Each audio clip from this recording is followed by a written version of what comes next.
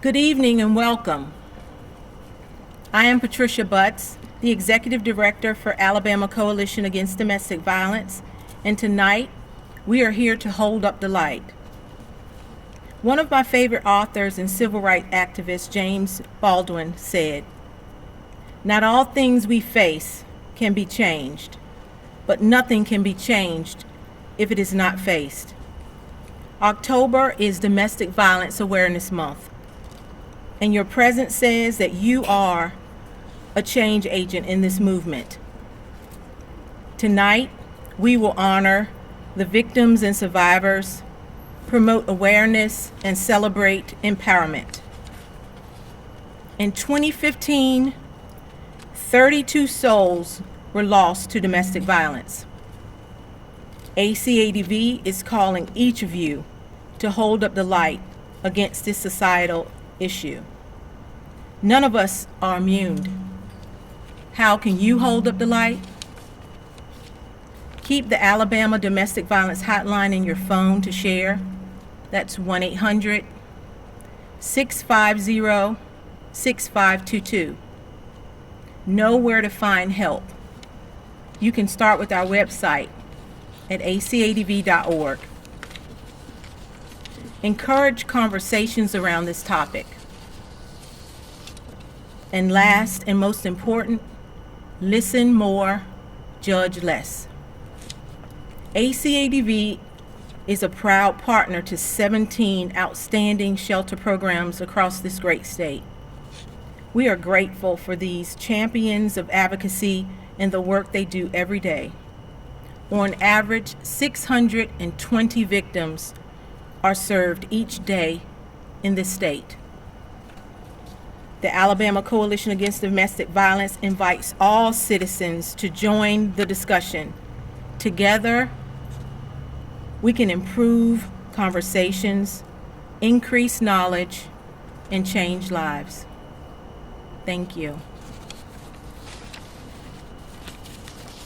Our featured speaker this evening is Director Nichelle Williams-Nix.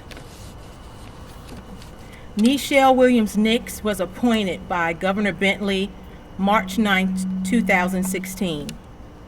When the Governor's Office of Minority Affairs was created by Executive Order Number 15, on May 24, 2016, Director Nix was sworn in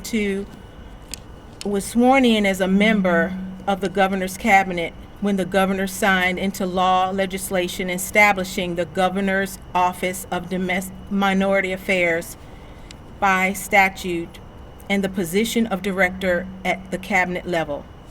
In her role, Director Nix is responsible for advising the Governor on issues affecting minorities, including women, focusing on the improvements and overall quality of life of minorities, specifically in the areas of education, health, housing, employment, social rights, criminal justice, and empowerment. Before joining the Governor's administration, Director Nix was an attorney for Mayor Carper and Gale PC in Birmingham, Alabama, where she was member of the firm's Governmental and Regulatory Affairs Practice Group. Prior to her arrival at Mayor Cooper, Director Nix served as the Executive Director of the Sickle Cell Disease Association of America in Mobile, Alabama, where she oversaw the association's operations across 9 counties in Southwest Alabama. During her tenure, Director Nix worked to increase awareness of sickle cell disease and enhance the quality of life of those battling the disease. Director Nix also served as legislative counsel to U.S. Representative Davis in Washington, D.C., and as a healthcare fellow at the Alabama Appleseed Center for Law and Justice in Montgomery, Alabama. Director Nix is a graduate of Spelman College in Atlanta. where she received a Bachelor's of Arts degree in political science. She earned a Master's of Public Health degree from Emory University and her Juris Doctorate from the University of Alabama School of Law. Director Nix is an active member of the Junior League of Birmingham, the Rotary Club of Mobile, and the Birmingham Bar Association. Director Nix has a passion for education and helping those in need, and serves as a member of the Board of Directors for the 7th Project for Camp Smile a Mile, a native of Mobile. Director Nix resides in Birmingham with her husband, Leroy Nix. Please welcome Director Nichelle Nix.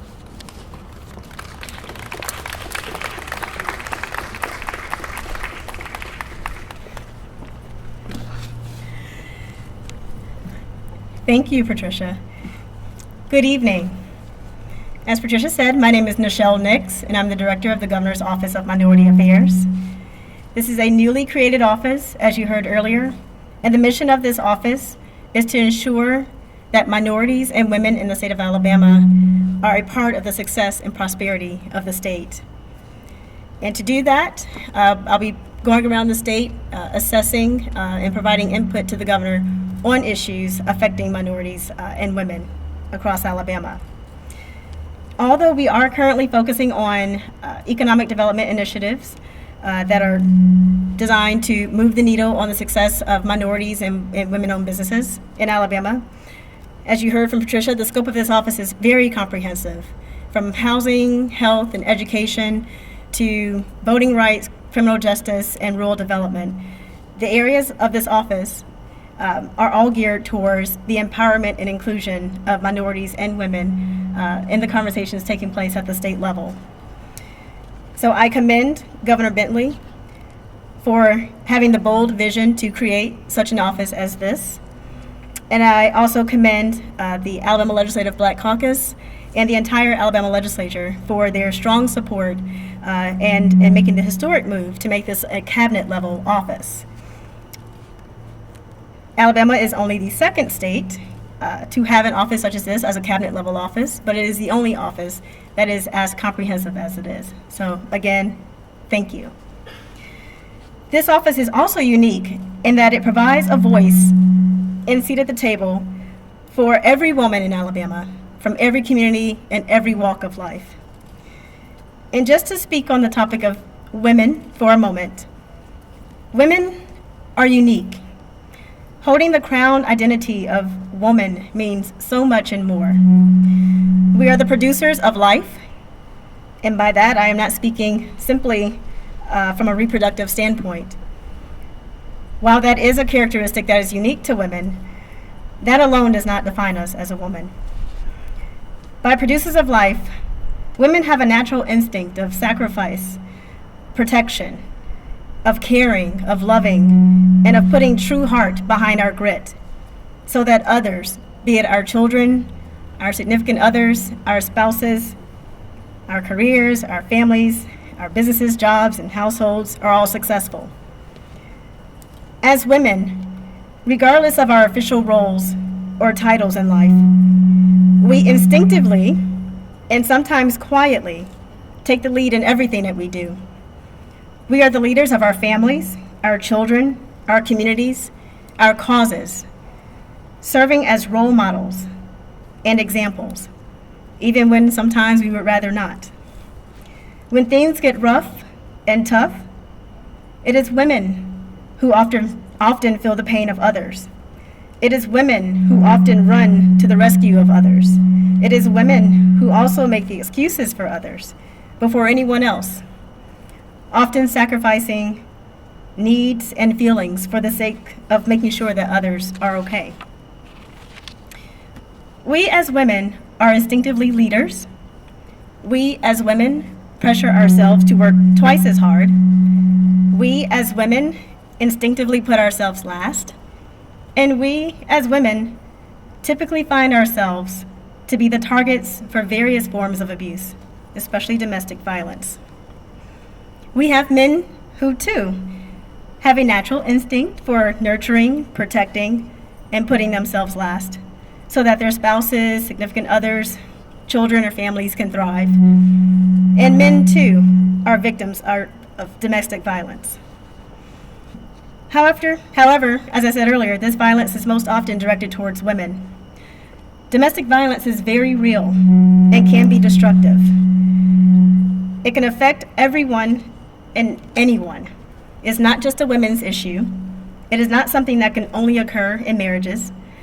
I find that as I talk to various groups that there are teens and even some adults who feel that domestic violence does not apply to them simply because they might be maybe too young or because they're not married and they're simply dating. I've also talked with others who don't see stalking or verbal abuse as forms of domestic violence. In order to effectively address domestic violence and stop it before it destroys that person or that person's family, we as a community, as a village, and as a state have got to dedicate resources so that the proper education, services, and programs are there to address this issue in all communities. Thank you.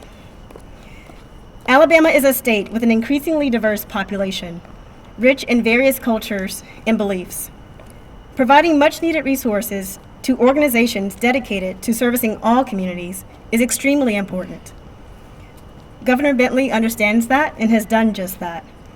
By providing grants and resources through the Domestic Violence Trust Fund to organizations such as Asha Quran, which helps foreign-born individuals in abusive situations, and other organizations across the state that provide shelters, counseling, and educational programs to communities in need. The governor's administration is working to provide critical assistance to all individuals in abusive situations. It is critical to the survival and success of that person being victimized. It is critical to the survival and success of those children who find themselves living in violent homes. It is critical to the survival and success of that family unit and community. And ultimately, it is critical to the survival and success of our state. If we cannot be strong individually, we cannot be the mothers, the fathers, the sisters, brothers, caretakers, protectors, and keepers that we should be. We have to begin empowering ourselves. God made each of us unique as individuals. We were made beautifully flawed, and we each have value. It's what makes us human. And no one should feel that they have to remain in a situation where their partner, spouse, or significant other shames, abuses, or makes them feel less than. Own your flaws. Know that there is a purpose for your life and that there is a purpose that no other person can define or limit for you. But also know that you are not alone. It may take a village to raise a child, but through these organizations dedicated to assisting persons in abusive situations, we also have a village to serve as each other's sister and brother, not just as our keeper. I commend the Alabama Coalition Against Domestic Violence and all organizations and community groups for their work in continuing to hold up the light on this issue. Our women, men, and children depend on you. Also, know that we, as a state, and I, on behalf of the Governor's Office of Minority Affairs, and our other agencies, state agencies, stand with you as a source of strong support as we work towards a future where domestic violence no longer exists. Thank you.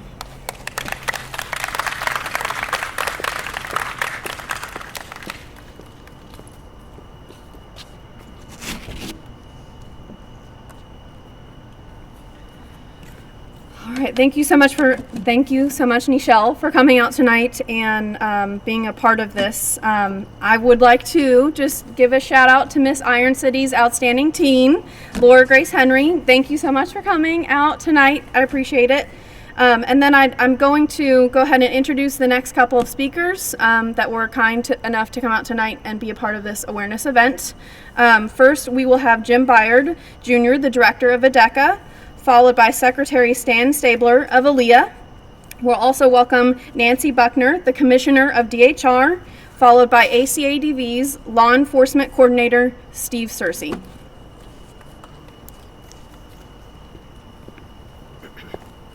Good evening. I'm Jim Byard from the Alabama Department of Economic and Community Affairs, ADECA, and I'm pleased to be here representing the men and women of ADECA who partner every day with ACADV and the 17 organizations, domestic violence shelters across our state. Last year, Governor Bentley, through ADECA, awarded almost $4 million to these 18 nonprofit agencies. These agencies help domestic violence survivors at their very neediest time through counseling, through sheltering, and through any other means possible. I'm also pleased to let you know that these shelters and ACADV have begun receiving dollars from the new Domestic Violence Trust Fund that was made possible through a vote of the legislature, signed into law last year by the governor. These monies come from the state's marriage license fees. They are administered through ADECA, and these 18 nonprofits receive these dollars quarterly, and they've already begun receiving these. Every penny that ACADV and these 17 domestic violence shelters across our state receive go to help a survivor. And that is so important. These folks that are on the front line, these nonprofits that serve all 67 of our counties, 446 municipalities, 4.6 million Alabamians, see domestic violence survivors at their neediest. And they are true champions, and I'm pleased to represent not only the governor, but the men and women of ADECA to hold up the light and shine a light on domestic violence and the awareness that this month holds. Thank you for allowing me to speak.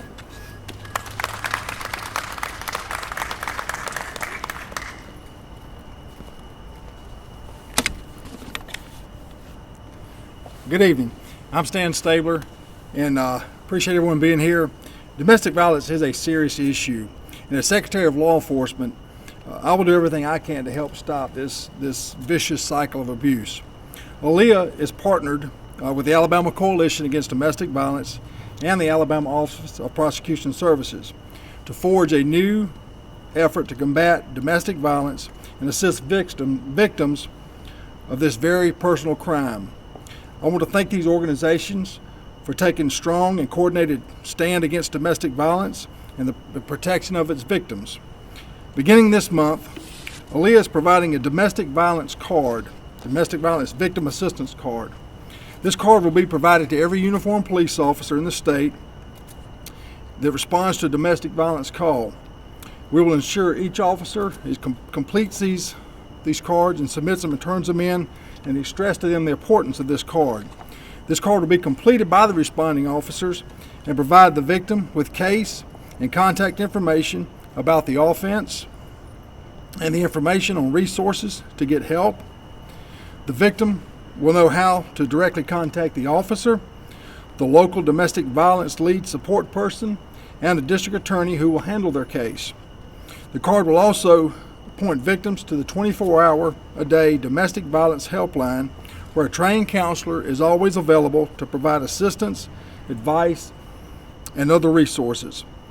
ALEA, the Alabama Law Enforcement Agency, is committed to this effort and to stand with you to bring this abuse to a stop and to do what we can to deter it. I want to thank everyone that's showing their support by being here tonight. I want to thank you for the opportunity, inviting me and allowing me to share just a moment with you. And with the product that we're rolling out, we're excited about, like I said, the partnership that we have, and we look forward to continue to serve the citizens of Alabama and taking corrective action on this problem. Thank you very much.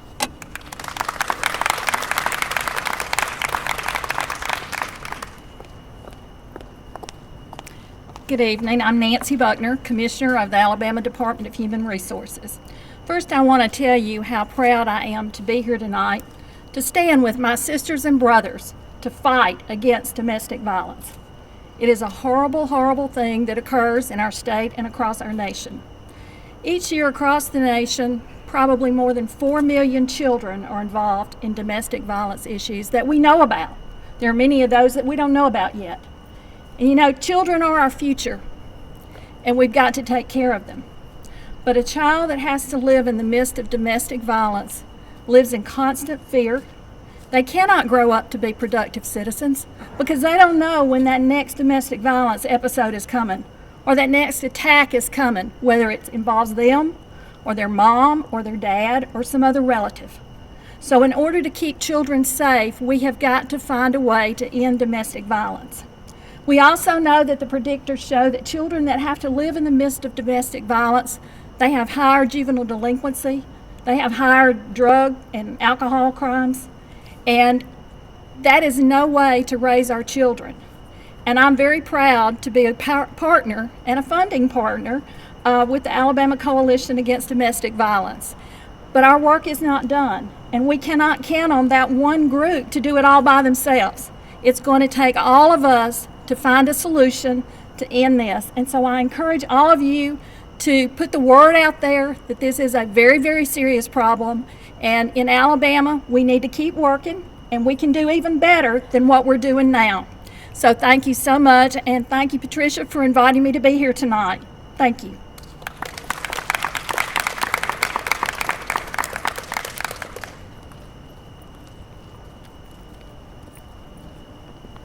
Good evening. My name is Steve Searcy. I'm the Law Enforcement Training Coordinator for the Alabama Coalition Against Domestic Violence, but I'm also an activist for domestic violence victims, just like all of you are. I have walked in their blood. I have sat with their families at funerals. I have talked with their children why their mother is not coming home tonight. We have come so far from back in the 70s as a young police officer, not making an arrest, not making a report, not giving them any information about victim services, to where we are today. We have come so far by the work of all of you, and we all should be so proud that we have a state now, a coalition of shelter programs that work together to provide those services. I had a law enforcement officer call me this week, and he said, LT, he said, we cleared a cold case homicide, and he said, it's from a long time ago, and he said, did they call it domestic violence back then? And I said, no, it was kind of called a family disturbance back then. He said, well, we want you, when this thing goes to trial, to come down and explain to the jury what it was like back then and why the victim would have stayed and why there wasn't any reports. We couldn't find any reports, and why there weren't any arrests made. Fast forward to where we are today. The Alabama Coalition Against Domestic Violence has worked diligently with their shelter programs, their partner agencies, to get to where we are today. So none of us should be bystanders anymore. None of us should stand silently and let someone be victimized. In law enforcement, we're the gatekeepers. We provide safety, information about services, and accountability to the offender. We are the gateway to the criminal justice system. That's why I am so proud that I get to work with law enforcement agencies across this state to share the message that there is no excuse for domestic violence. Thank you.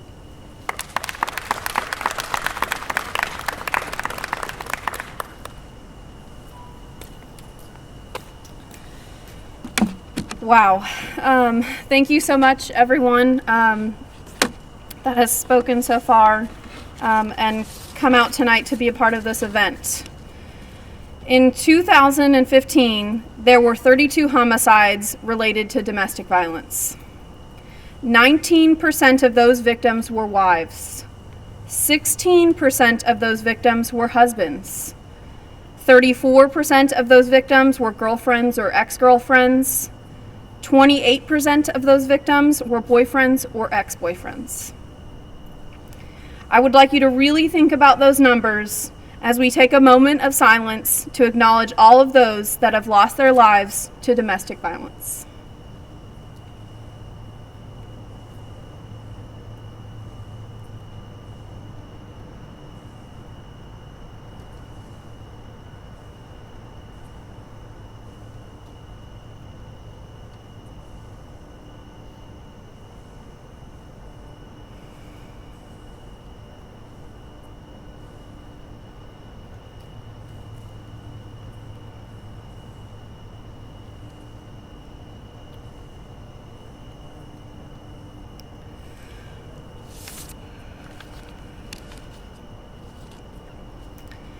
At this point in time, I would like to introduce the next couple of presenters for this evening. First, we will have an awareness presentation by Jerry Ragland, followed by a poem by A.Z. Taylor, DV Resource Prosecutor for OPS, followed by an empowerment presentation and a candle lighting led by Lori Freeman, and then we'll close out with closing remarks with Patricia Butts. Thank you.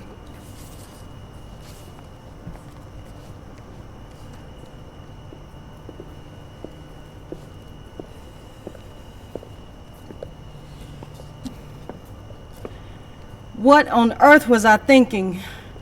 Why did I go back? I mean, where did I go wrong? I have such a good life, and I have a ton of friends. Wait, I guess had is a better word. I haven't hung out with them much recently. You see, I've been focused on one thing lately: love. I met this guy a couple months ago. His name was Joshua, and we hit it off. He was so cute. I couldn't believe he gave me his number. We started talking on the phone off and on for a couple days, and he finally asked me out. It was a great first date. Everything was perfect. After that, we started hanging out more, and he called me every day. I remember because he would call me every morning to wake me up, and every night at 9 o'clock exactly before I went to bed to say goodnight. And if I didn't answer the phone, he would leave messages like, "Where are you, Olivia? I hate having to wait to talk to you. Don't make me wait. I miss you." Well, after that, I started carrying my phone with me everywhere I went because I didn't want to miss any of his calls. I thought it was so sweet that somebody cared about me that much. Well, he said, "I love you." I couldn't believe he had finally said it. I officially had the perfect boyfriend. He was the one. We were inseparable. Somebody always has to say something. You know, my friends, they started complaining. They said, "Olivia, we never see you anymore. You act like you don't even have any friends. What's going on?" I mean, I couldn't believe it. I had found someone who loved me for me, and they were complaining because we were spending too much time together. Ugh.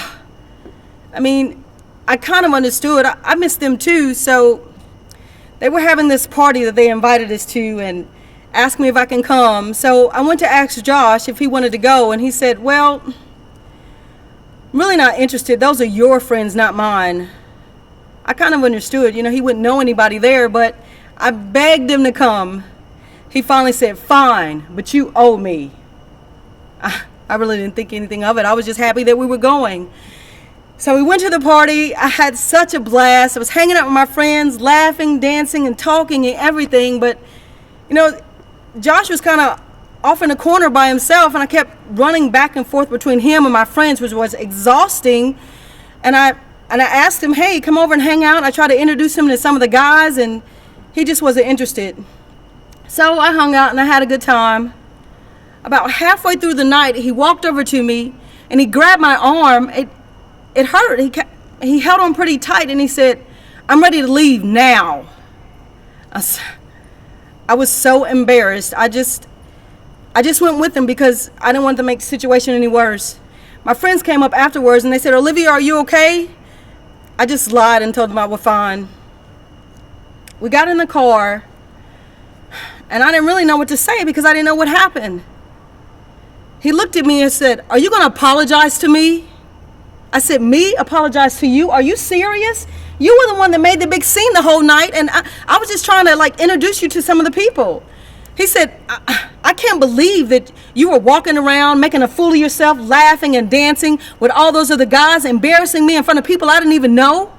I said, wait, I kept running back and forth all night trying to introduce you to some of the people, trying to just see if you could make some friends of your own. I didn't know what the problem was. Before I knew it, he reached over and just kind of just shoved me into the car door, and it really hurt. I just sat there in shock. I didn't know what in the world was going on. I didn't even know who this guy was that I was in the car with anymore. We got to the house. He pulled up to my front door and he said, "Get out." And I mean, I got out as fast as I possibly could. I didn't know what was happening. I ran into the house. I shut the door. I laid on my bed and I cried my eyes out. I thought, this is the end of it. I know it. I'm never going to see this guy again. About an hour later, my phone rang and it was him. I didn't answer it, of course. He left messages. He said, "Olivia, I'm so sorry." He said, "I miss you already." I don't know what came over me. I was just kind of jealous, you know. I didn't mean to. I grew up with my dad, and he was abusive to my mom, and I promised myself nothing would ever happen like that, and I don't want to treat you that way. So if you give me another chance, don't leave me, Olivia. I promise it'll never happen again. Oh, I kind of felt bad for him. I mean, it was just one time, and I didn't knew he had such a bad home life. So I called him back, and I told him I'd give him another chance. We went out the next night, and everything was back to normal. He was this sweet and loving guy that I knew. He even brought me flowers. He knew I loved flowers. After that, he kind of sort of made more broken promises. The longer we were together, the more he lied to me. He kind of started out, it was a little, he got a little bit more possessive. I had to either be with him or I had to be calling him or texting him, and he just wanted to know where I was. I wasn't having fun anymore. He kind of pushed me a little bit, shoved me, nothing big, just he got more physical. And then we were having an argument, and if I tried to leave, he would just, he would pull my hair just a little bit to bring me back in, and I was ready to go. I was ready to be done with him, except for those times, when he acted like the man I fell in love with. He was that sweet, loving guy, and I wanted it to always be like that. I had hoped it would be that way again. So I stayed. We were hanging out one night, and some of his friends had called, and I never met any of his friends before, so they invited us out. So we went out, and we had so much fun, and I went to go get something to drink, and I came back over to where he was at, and I noticed that he was arguing with some girl. And so I walked over and everything and tried to see if everything was all right, and I said, "You okay?" He turned around and he said, "Don't you worry about it." Before I could even say anything else, some girl popped from around him and she said, "You must be the girlfriend." I said, "The girlfriend?" She said, he told me he wasn't seeing anybody anymore, and we've been going out for the past few weeks, but you know what? You can have him. I thought, this is it. I wasn't putting up with any more of his mess. I was so tired. I couldn't believe he had done this to me. After everything we had been through, and now here he was with somebody else. That was it. I was done. I was leaving. I went to go leave, and I went to get my things out of one of the rooms. And as I was leaving, he kind of pulled me by my hair, brought me into the room, and he said, "Olivia, you can't leave me." I said, "This is it. I don't want to hear anything else." He said, "Please let me explain." I said, "No." I was ready to go. He shut and locked the door. I never expected what happened next. He threw me down. He put his knees on my chest and he started slapping and punching and hitting. I was so scared. The look on his face, I had never seen it before. I was ready to get out of that room. I was ready to go. I tried to get up. I punched. I screamed. I did everything I could. But I don't think anybody hurt me. Before I knew it, he put his hands around my throat and he started to squeeze. And it got tighter and tighter. He said, "I told you can't leave me, Olivia. I'd kill myself without you. I told you can't leave." I tried to scream, but I couldn't. His hands got so tight around my throat. I couldn't breathe anymore. The room went black. I guess he was right. I wasn't leaving. What on earth was I thinking? Why did I go back? I mean, where did I go wrong?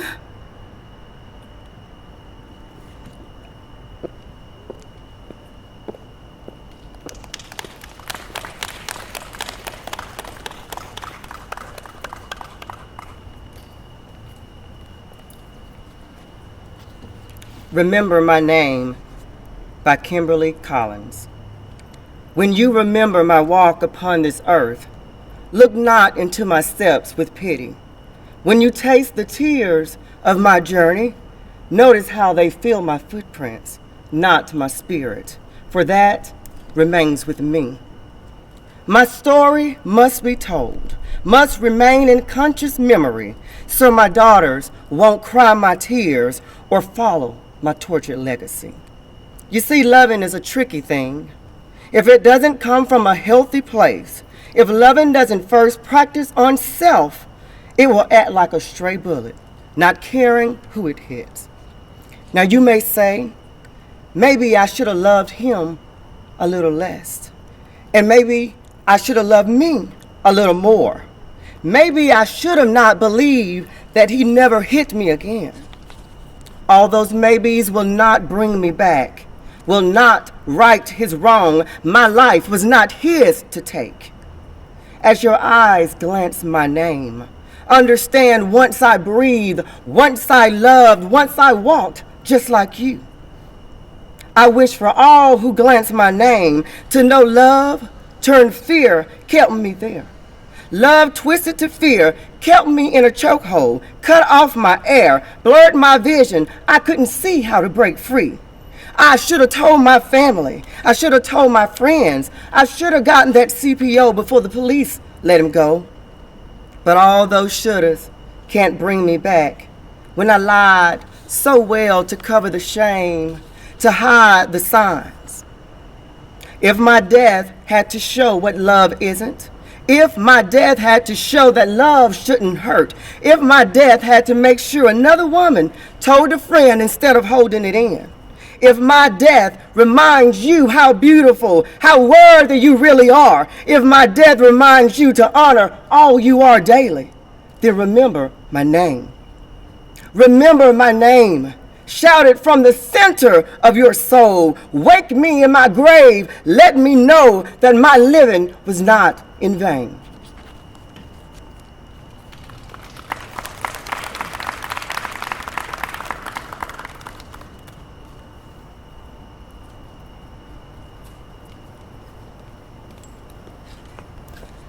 At this point in time, before we have our empowerment presentation and candle lighting ceremony, I would like to welcome Steve Marshall, the District Attorney for Marshall County.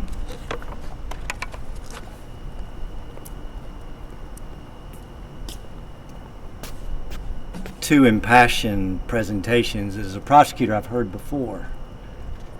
This week I sat with a group of 11th graders from our local high schools, and I asked them what was the most pressing criminal justice issue locally and what was the most pressing criminal justice issue nationally. And the common denominator for all of their answers, for all 7 schools, was domestic violence. If I'd asked them that question 10 years ago, I don't think they would have given me that same answer. And strangely enough, I was encouraged by what they said, because domestic violence was that story that we just heard that nobody else wanted to listen to. And domestic violence was that poem that we just heard from a victim who had no options. But because of the work of this coalition and law enforcement officers and our local warriors at our coalition, the 11th graders in my county now recognize the plight of domestic violence victims locally. And I think that we see that same thing on a statewide level.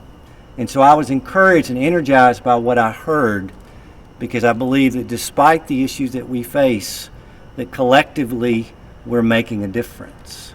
That we're not complacent, that we don't accept the status quo, but that collectively we are pushing the ball forward. And that the awareness that I heard from those 11th graders is not unique. And that we stand together tonight not just to honor the stories that we just heard, but to also recognize that we are having success, not that we're satisfied with, but that we'll continue to pursue together.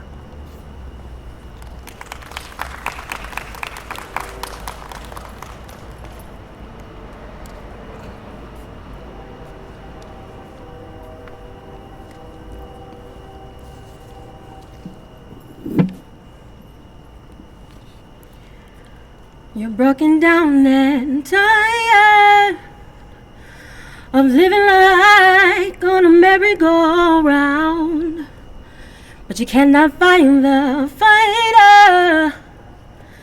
But I see it in you, so we gon' walk it out and move mountains. We gon' walk it out and move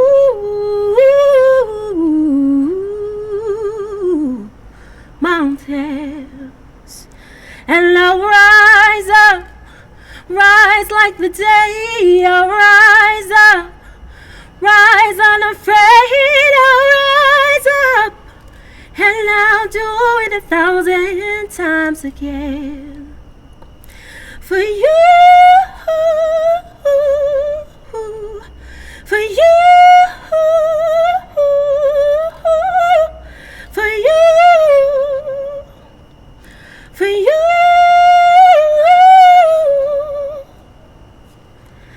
When the silence isn't quiet and it feels like it's getting hard to breathe, and I know you feel like dying, but I promise we'll take the world to its feet and move mountains. Bring it to its feet and move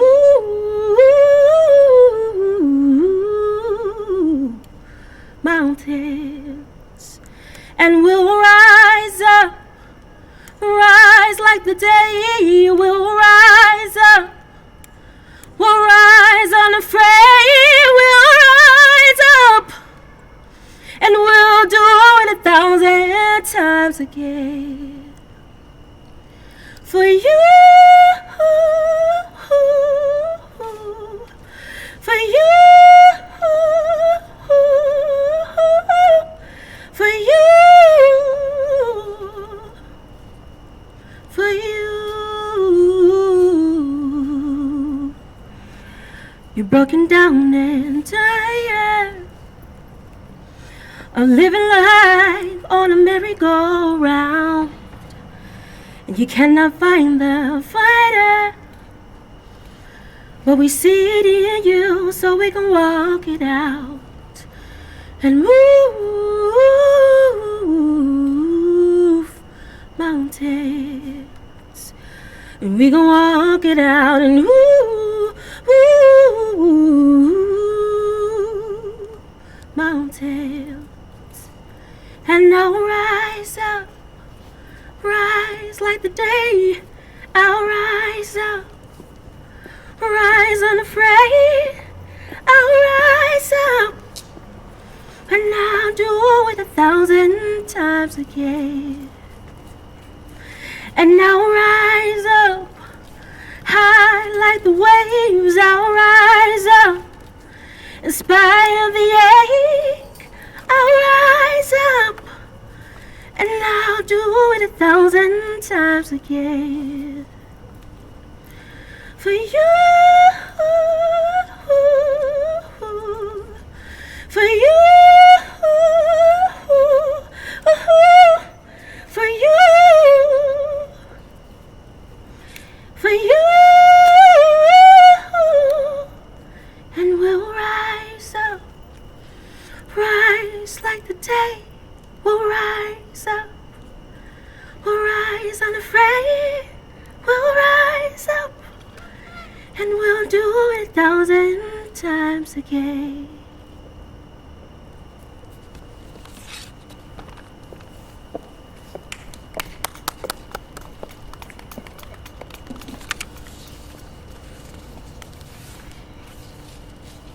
Before I give closing remarks, I just want to, on behalf of our board president who was unable to be with us today, these are his words.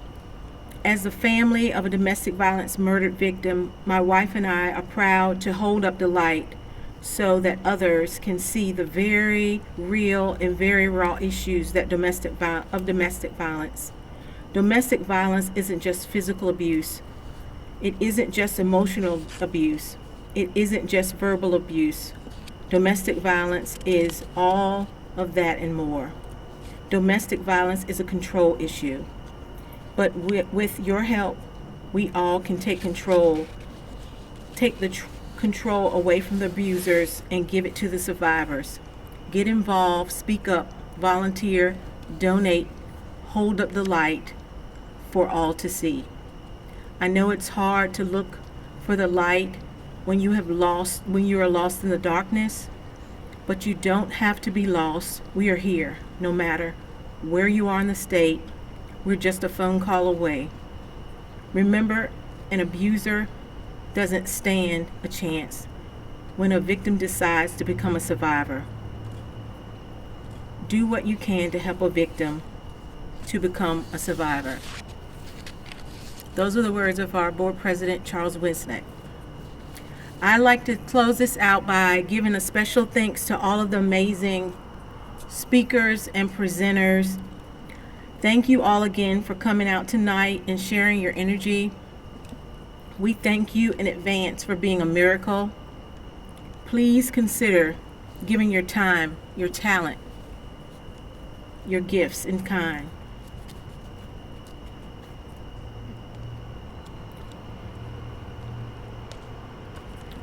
So hold up the light.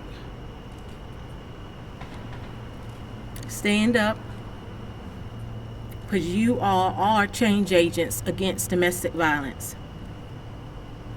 Drive safe and good night. Where's Lori? Give all a hand to Lori. Lori Freeman is our program coordinator and is a staff with ACADV. She has a voice of an angel. Thank you so much, Lori. So now that we finished this beautiful part, we have t-shirts available at the foot of the stairs for donations of $15 or more. And we just want to let you know just to visit us or reach out. So that ends the program for tonight. Thank you all for your time.